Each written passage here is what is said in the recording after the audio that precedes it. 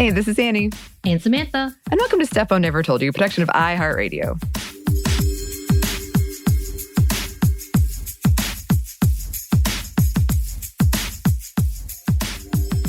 And welcome to today's episode, which is, again, featured by me and my moment in life. Okay. And so, therefore, I'm going to reflect with y'all because I've had some thoughts in my head. Yeah. And if you've been around, you know that I've been needing to do something. I think I was like, I need some big change. Well, I've actually been looking at purchasing a home recently, and not just because I'm having a midlife crisis or a crisis at all, but actually for living reasons because, you know, rent is bad, it's Atlanta, everything is skyrocketing, and we're trying to make life choices that are smart. Yeah.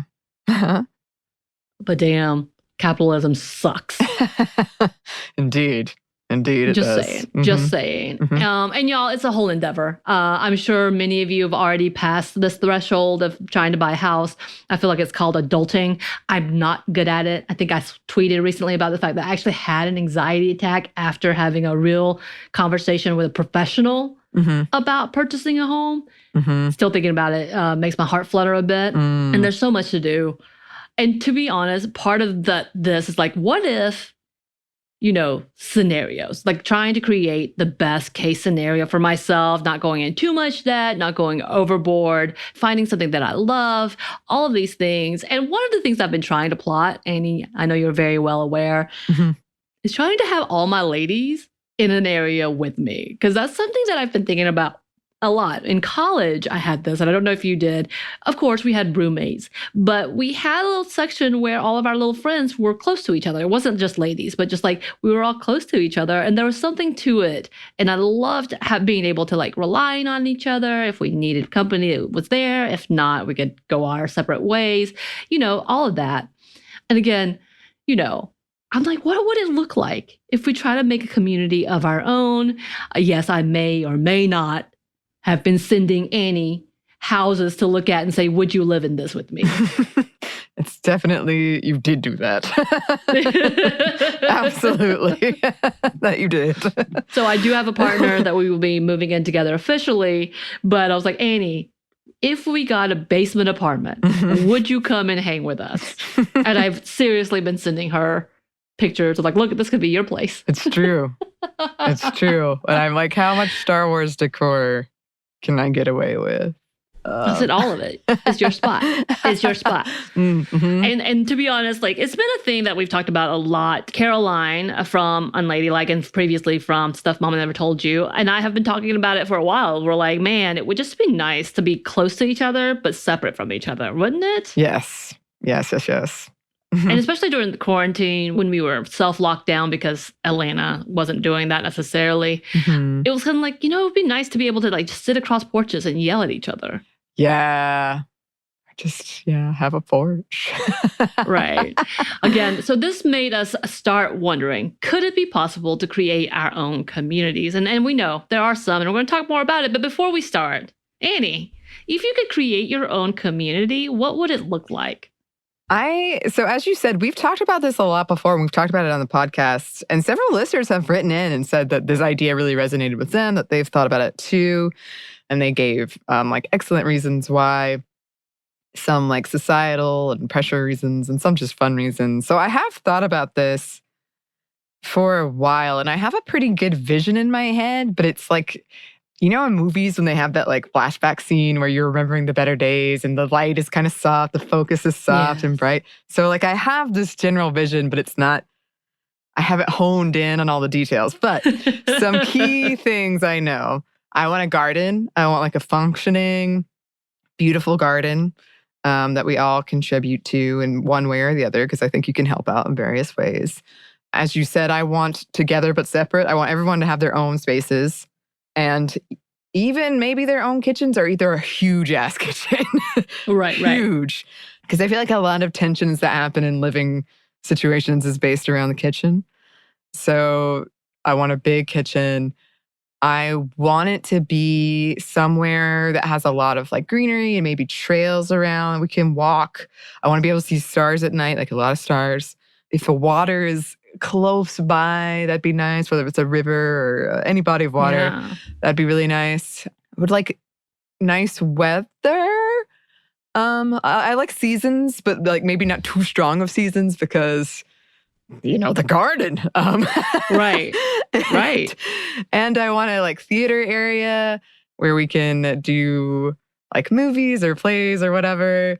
I thought about having like a planetarium situation, but I think if the stars are good enough, then the planetarium's overkill. Yeah. And then obviously some kind of like Star Wars area for me. Maybe that's in my own space. But that has to exist somewhere. And then there would have to be like a division of labor that we can agree upon. All those like logistics that I really didn't get into in this like soft focus, beautiful, idealized version. But there would have to be like some type of leadership thing and a place to air grievances. I like it. I don't want it to fall apart. It's really good. Yeah. You've gotta address those things, or else like the seeds of annoyance will sow, and then the whole thing falls apart. Also, people are free to come and go as they want. I want it to be a very like peaceful experience. Right. And you know what? You're not far off, because a lot of those conversations have happened in that same thing. And the whole like being in the open and seeing stars, that's actually a part of the requirements that happened in the past. And we're going to talk a little more about it. But I know you and I have talked about this and about how we were going to be neighboring communes because we were a little bit different in what we wanted. I think we would share a garden. I think they definitely would need to share a garden. I do think of my space would have to be individual kitchens because, a lot of contention happens about dirty dishes, who does what chores, and everybody can do it themselves. As long as it's like reasonable, as in like you're not bringing an infestation, then it shouldn't be a big deal, right? So my commune, it's not just all women necessarily, but understand that it's probably going to be women run, which actually exists today too. And we'll talk about that a little later. I really like the idea. Honestly, it's more about, not necessarily commune, but the community, meaning we live there, but we go and do our own thing. We can sustain there, but we're also able to go buy Doritos if we want it. There's no shame in bringing that in. Yes, of course, I will need my TV so I can keep watching all of my episodes on repeat. Wi-Fi. For my trauma. Wi-Fi important, yes. And also, we would have therapists on hand. That was definitely another part to that, is that you need to do therapy, whether it's once a month check-in, how are things going, or once a week. Let's get down to it. Like, that's my other big part to that. If you want family, wonderful. We'll have that worked out. I feel like we should create our own schools, because I don't love what's happening in public schools, especially in the South right now, with also giving livable wages for teachers and therapists. So just saying. Just saying. Maybe bring in my own doctor team too, like my own little healthcare team. So that everybody gets access to healthcare that is communal as well. It's funny because we briefly discussed this beforehand, very, very briefly. And Samantha was telling me all about her ideas. And I was like, where's the funding coming from? And she's like, don't ask questions. Don't worry about this. We got this. You're right. Like I said, mine is also a soft focus, beautiful, idealized vision. I haven't hammered out the details. I mean, it may end up being like, like as if we are in a socialist country, we would have not taxes, but we would fund freely. Like, okay, half of this, but knowing that this takes care of all of that, including education and being a community. Right. But that's a whole different conversation. But so we do have all these ideas, but not necessarily true. But we also want to talk about and look at some of the past communities and some that are still here today, and talk about what they looked like and why it was important for that time, and just talking about whether or not can they be successful, because they are kind of dying out. So a big chunk of them actually started in the 70s or late 60s, thanks to second wave feminism, which, as we know, didn't look great in the 1990s. And so a lot of went down. And maybe we should go ahead and put a content warning. We're not getting into any deep specifics about people, domestic violence or abuse or anything, but we are going to talk about them a little bit. We all are going to mention TERFs because obviously when we talk about all women, there's a lot of conversations to be had about it as well. So if any of these things are like, it's too controversial right now, I don't want to deal with it, I understand. Move on. Here we go.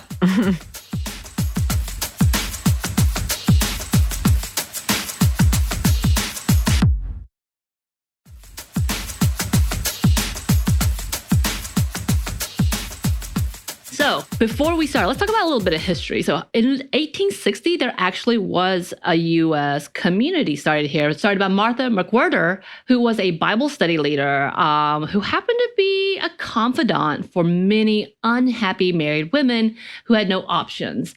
So during this time, of course, we know 1860s, even now, actually, in a lot of religious communities, it is frowned upon for women to leave their husbands, no matter how abusive, no matter how bad it was. And she would often be a confidant at these Bible studies, which she led for women, who would tell her about all of the bad things, a lot of about alcoholism and their husbands being abusive, berating, or neglectful in general. And she would actually advise them and started off with like, well, cut them off. So she had these ideas. And today we'd be like, this is weaponizing some things, but she did what she had to do, literally teaching women what they had to do. They couldn't leave because at that point in time, especially in the community that she lived in Texas, they would not allow for divorce unless women proved that if they were to remain, they would die. And obviously, it was hard to do that because they would die. Right. And even with that case, they would still make them go back to their husbands after a while, after chastising the husband.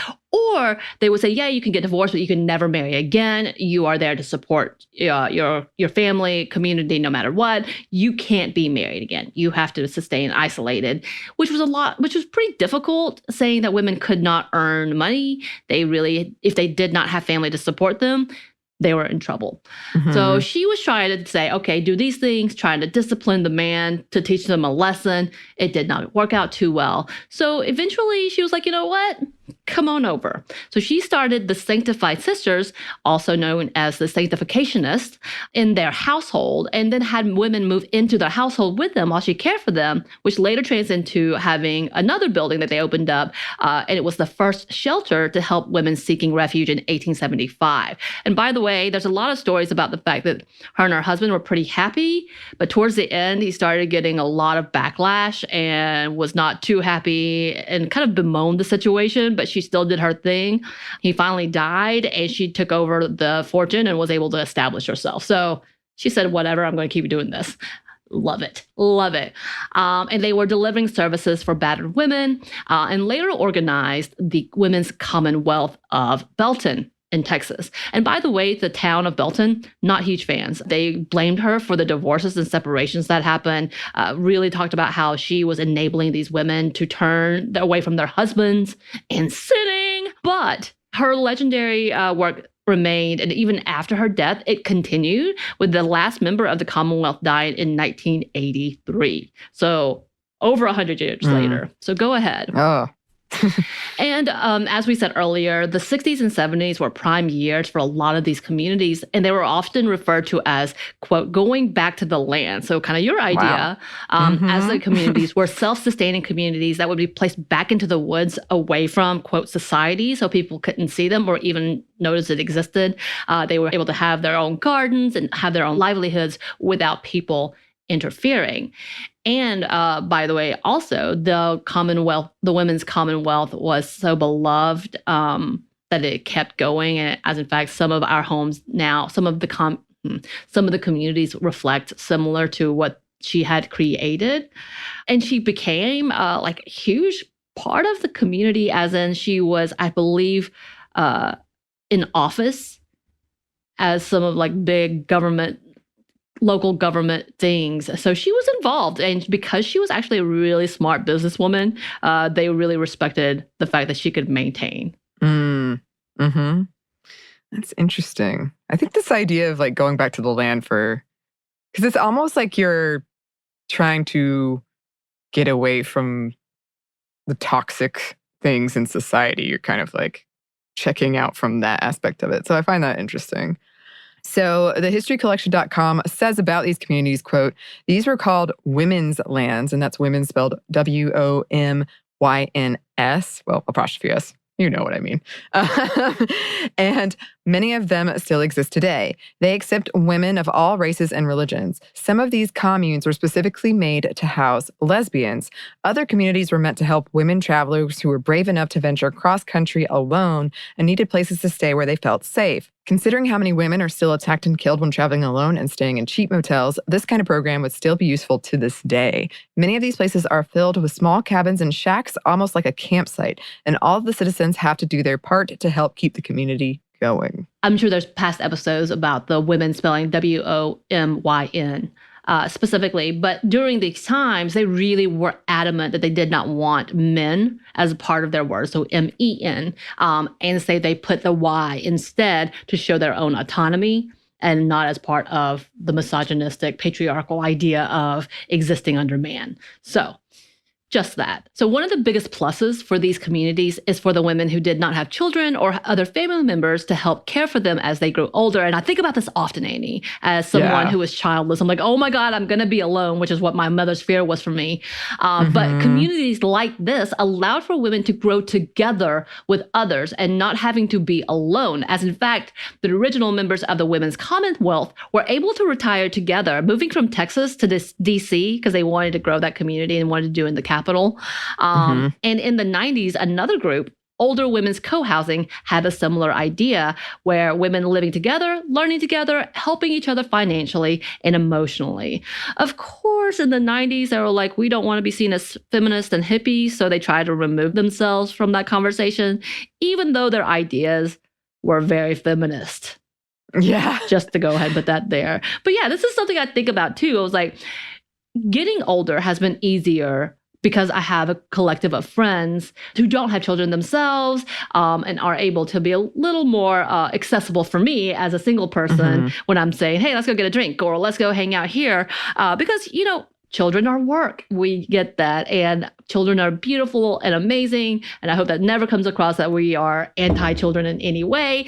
But we know that it's a lot of work, and we know there has to be a buildup. And we know that oftentimes in a family, heteronormative family, women carry the brunt and burden of the load by choice and sometimes not by choice. So that's something that we do talk about. But there's also that, hopefully, if you have a good relationship with these children, they will take care of you when you get to the point that you need someone to care for you, which, by the way, is horrifying as I'm aging. I'm like, oh my God, that's scary. But for those who have not had children, that's something we don't have. So if we don't have family, who takes care of you? Yeah. Yeah. That's definitely one of the appeals of the commune idea for me is like, I can be single, but there are people around. Yes. To help, that care about me. And if I fall down, they can come and get me. Right. At least someone's going to come check up on me, which is a Sex and the City episode. Oh, wow. It all comes back to Sex and the City. Every time. Every time. Yes. Sure, we'll get to it, and I'll have more thoughts then. Yes. So we did want to talk more about some of the communities that exist today, but I don't know if you actually knew this. I did not know this.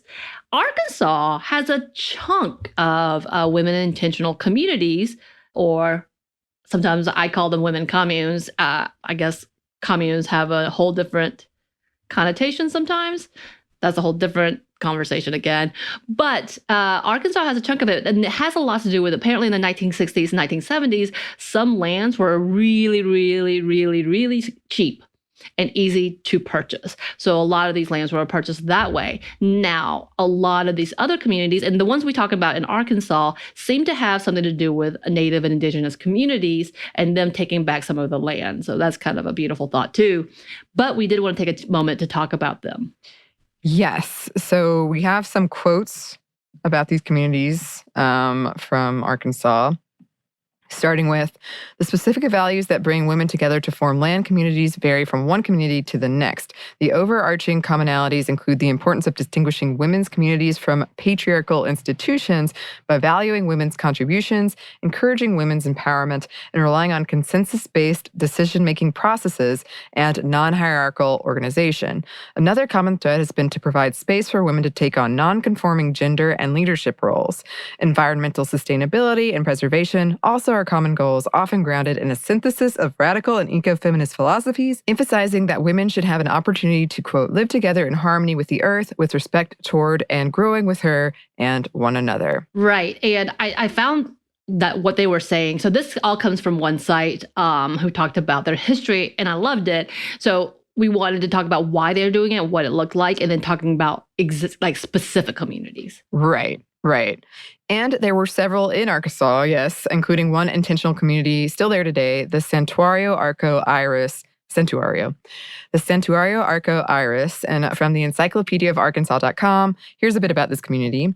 Santuario Arco Iris, an intentional land community located in Ponca, Newton County, near the Buffalo National River in northwestern Arkansas, was founded by Maria Cristina de Colores Morales, also known by her ceremonial names Sunhawk and Aguila, originally as a sanctuary or sacred land space for all women and children, particularly women and children of color.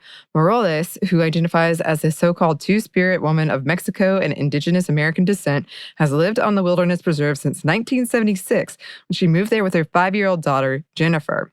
Her partner from 1982 to 2011, Miguel Borges, was also instrumental in the development of Santuario Arco Iris and its associated nonprofit organization, the Arco Iris Earth Care Project, or the AIECP. Morales prefers the pan-Indian term two-spirit to the term lesbian to describe a third or non-binary gender identification and sexual orientation that derives from Native American ceremonial roles and culture. Yeah, I would love to dig more into her because she sounds amazing anyway. But yeah, keep going. Okay.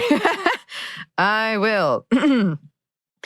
Drawing eclectically from various spiritual and ideological traditions, Arco Iris weaves eco-feminist, indigenous American, and non-Western concepts of sustainable environment and community, social justice, and natural healing into its mission.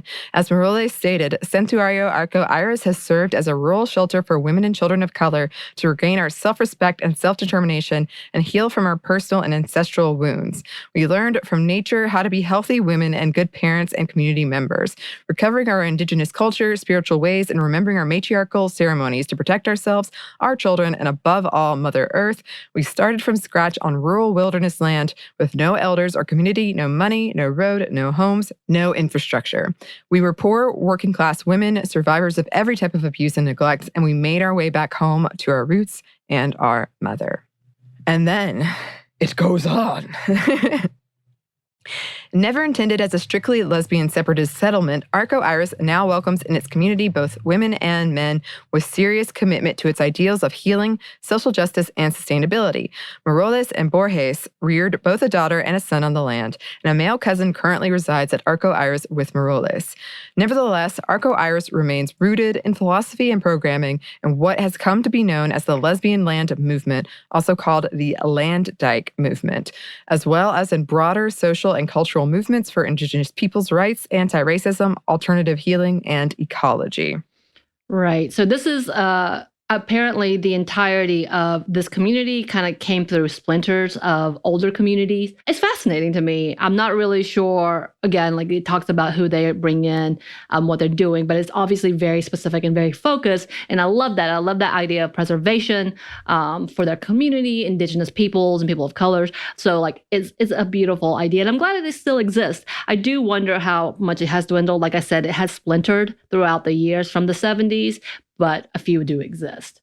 And speaking of which, I did not know that there was one in Alabama. Did you? No, I did not. I have seen, this is not really related, but I will mention, there's this place in Alabama near my grandparents' old beach house called Bamahenge, which is Stonehenge, but it's like made of styrofoam and cardboard. And the first time I stumbled across it, I was like, what's going on here? What's happening here? Mm-hmm. Right. So according to the site, because it exists, quote, ALPINE is home to a diverse group of women, WMYN, who celebrate many spiritual paths, pursue a variety of outdoor activities, and enjoy vegetarian and gluten-free to omnivorous diets. Residents are full-time, part-time, or seasonal. There are some non-resident lot owners. Dogs and cats are welcome with some restrictions. We currently range in ages from 50s to 80s, but welcome women of all ages. And by the way, because we talked about this earlier and I thought it's important, high-speed internet allows some members to work from home. Many are retired. We are within an hour of several large cities. So the whole it's still updated. So they exist. You can look at their site, alpine.org. It's ALAPINE.org. And if I'm saying that wrong, I apologize. I don't know. Apparently they have rooms for rents in the village too. Wow. We may have to check this place out, by the way, since it's right there in Alabama. Do some more research. Yeah, right there in Alabama. And they were featured in one of the articles that talk about women-led organizations or women-led villages around the world and what they say of this community. In 100 acres of rural northeastern Alabama land sits ALPINE, an all-female community born out of the 1970s lesbian separatist movement and that continues to survive in Bible Belt America. ALPINE only numbers a dozen or so members these days, but what the women have created here is not unique, and I am surprised. Maybe it's because we don't know about it. We haven't looked into it. There are apparently around 100 lesbian communities like ALPINE around North America. Again, it's called Women's Land. I think we've talked about that previously. And it is co-ops for women farm, and the women are the ones who tend it as well as lead it. So it is an interesting thing to see. Again, Annie, I think you and I may need to go check this spot out. Yeah. And yeah, there's several around the country that we talked about. I know there's several, I think in Australia, that still exist. There's a lot. I know we haven't dug into it, but it is still kind of what we talked about, how it's died out. It may have everything to do with the intersectional feminism that has existed today. One of the big conversations that happened in the fragmenting of several of these places are the exclusions of trans women. And we've seen that in festivals. We've talked about this before. I know there's one home named after Susan B. Anthony. That's a whole different conversation in itself, which did not allow for trans communities to be a part of this area. And then that kind of grew into trans communities building their own communities, which I love the idea, which is a lot more welcoming and loving. There's a whole other conversation about what about non-binary? How do we include them? What does that look like? And how do we make sure that we are providing a safe space for everyone, and including the non-binary, but at the same time trying to word it correctly, I guess, for each area. And I know that was a big part of conversations. Again, after second wave feminism, we know there was a lot of backlash. And so this is part of the reason why they say these communities may be dying out. Again, lesbian only, where they did ban all men, which I don't hate it, was controversial for a little while. Again, that turf talk walked into this as well when we looked at how inclusive some of these communities were or were not. There was a lot of politics, unfortunately, in an area that didn't want a lot of politics.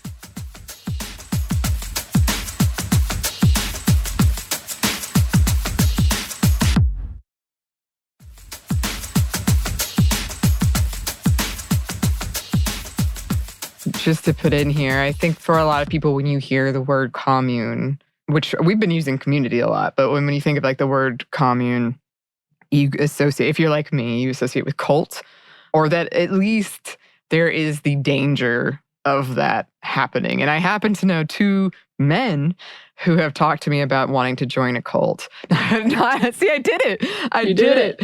I wanted to join a commune.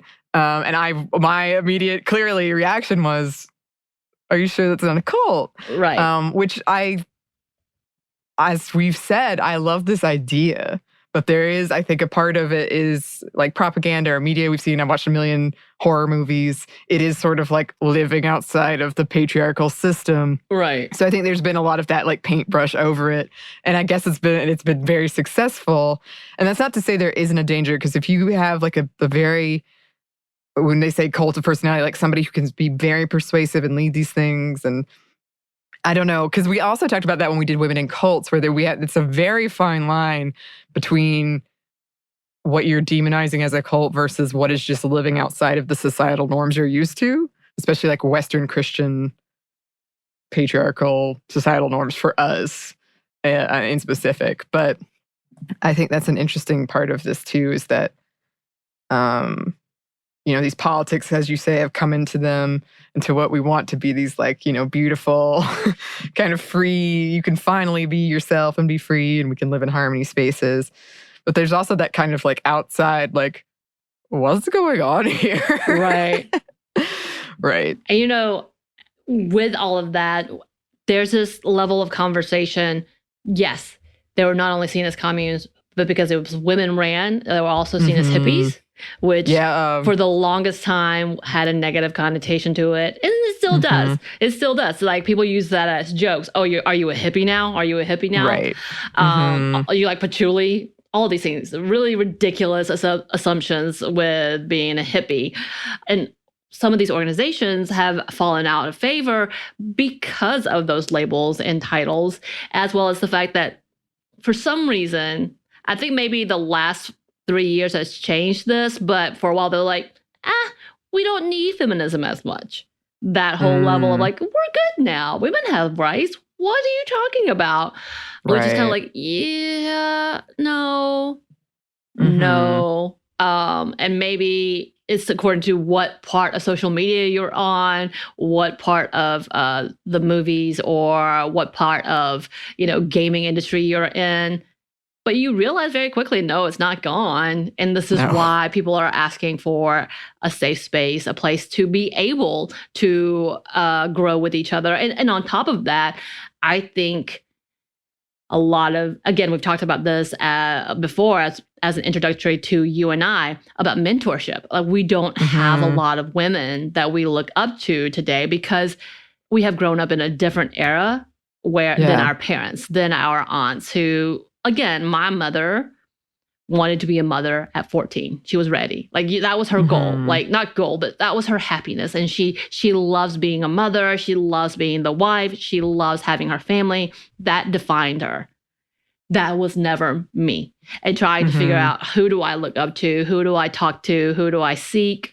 And again, also being a person of color, all different things. I'm like, I don't want to look up to white women. I'm sorry. White women, y'all are amazing. But you know what I mean? Like, there's this level of like, they don't understand the hardships, and I need to know how to navigate my life. And for the most part, like, my friends, books, and people that I have trusted, whether it's teachers or people that I've read through, they have been those people. But that was kind of the attraction of some of these communes/communities, was to have mentorship level. As in fact, one such place was called the Huntington Open Women's Land, which is in Vermont. And as in fact, they were featured in 2 articles as they were kind of, dying out, but had less and less people. I think both of these articles came in 2019. Maybe there was a plug that happened for them trying to create an open environment, but their intention was to bring younger women into this land and to mentor, to shape young women, and to prepare them for the world that is so centered around misogynistic ideals. And we kind of lost that.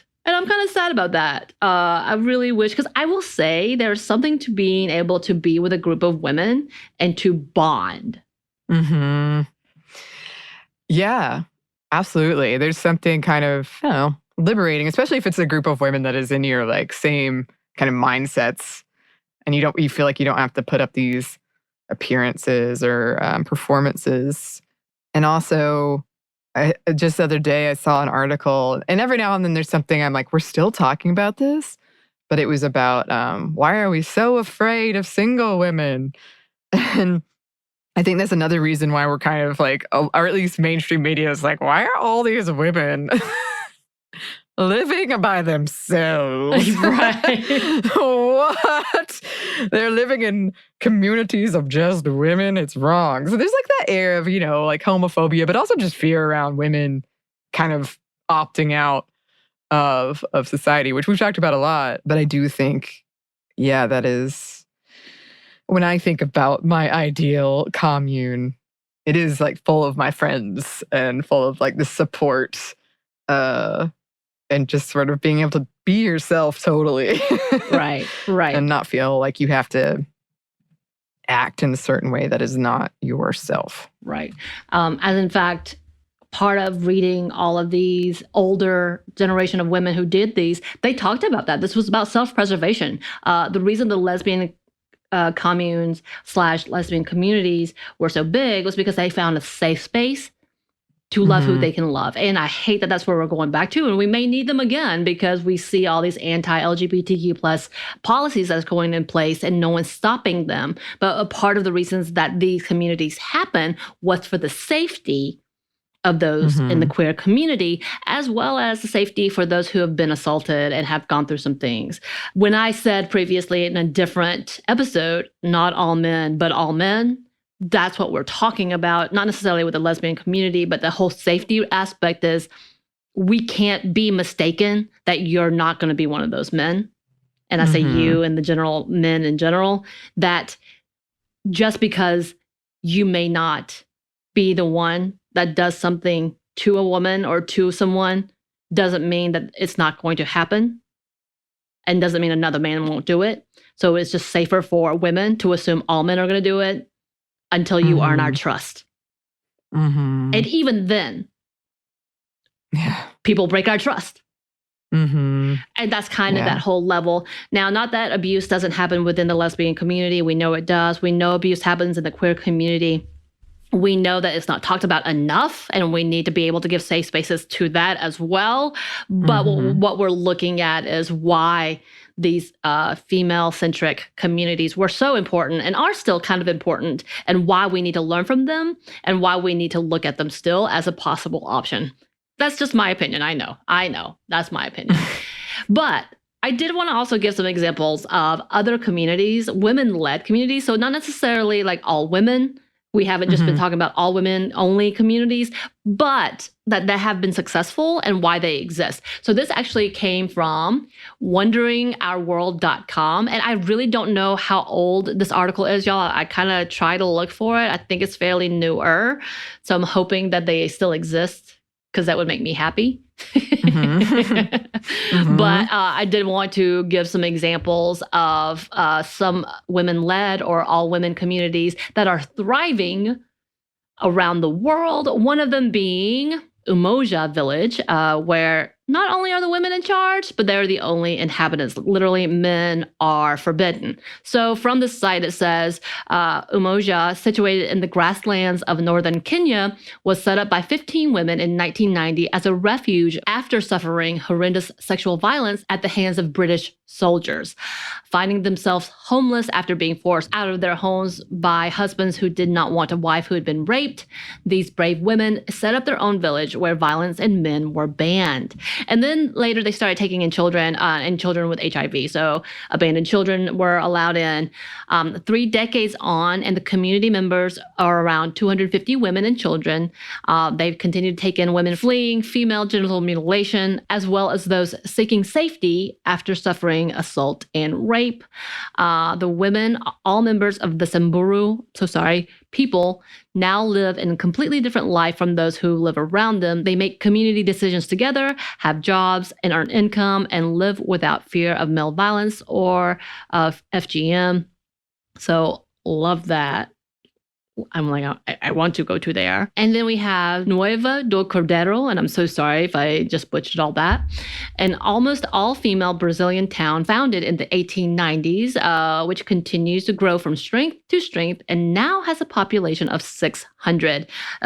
So apparently it started off because a Brazilian woman named Maria Senorina de Lima set up this town after she was accused of adultery after leaving a forced marriage and was excommunicated.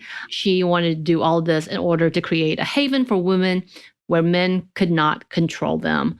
So that town is in the southeast of Brazil, which continues to exist today, populated by hundreds of women who work the land and work for each other. The community believes their town is more organized and peaceful than if men were in charge. I probably agree. Some of the residents are married, but their husbands almost all work in the large cities far from the village, so only manage to return on the weekends. Oh my God, I might have to go to here. And it is pretty much run by the women only. And men are allowed to live in the town as long as they abide by the female-led rule book. I'm gonna have to go to theirs. I'm gonna have to go. And then just one more, because I love all of these. We wanted to talk about the women of Genoir. As it says in the site, out of the ruins of the Syrian war, a group of women who suffered at the hands of the ISIS brutality have created an all-female village and refuge called Genoir.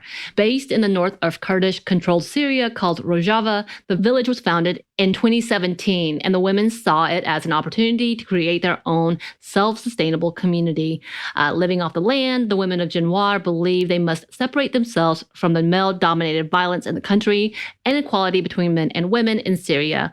And they did this in hopes that they could live the full to their life, the potential of their life. And they've had some few documentaries and seemingly are doing well.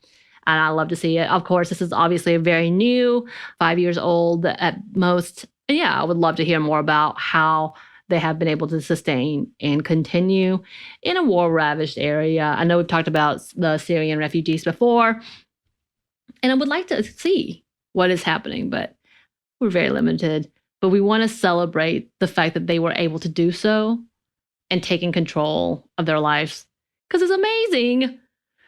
And we need so many more examples of that. Yeah. I mean, that's definitely been the theme throughout. And I think even when we heard from you listeners, because I know we mentioned it in, I believe, our Feminist Movie Friday on Thelma and Louise. Yeah, and we talked about that, of kind of them living outside of society. And, you know, that's kind of a whole, it's different, but related idea of there are these problems, there are these injustices that are written into our laws and our just society in general, as marginalized people and as women, as we've been talking about in here, and why it appeals to people to live outside of that, why this is an appealing idea for a lot of us, I think, is that. And we've seen that kind of thread throughout in all of these examples. And of course, as you said, as we said throughout, there are problems too. Like, there's still, none of us are completely immune from this, like the biases we've been raised with. But it is very interesting to me to see these examples and to hear these like commonalities and why they exist, which also speaks to like a lot of issues we need to fix in society at large. But yeah, that's right. That is interesting. And like we said, we don't know exactly what all is happening in the world today, but if it continues, yeah, SMNTY, I think we need to create our own community. Yes. Oh my gosh. You know what we need? Listeners, write in. What do we need? What is integral in the SMNTY community?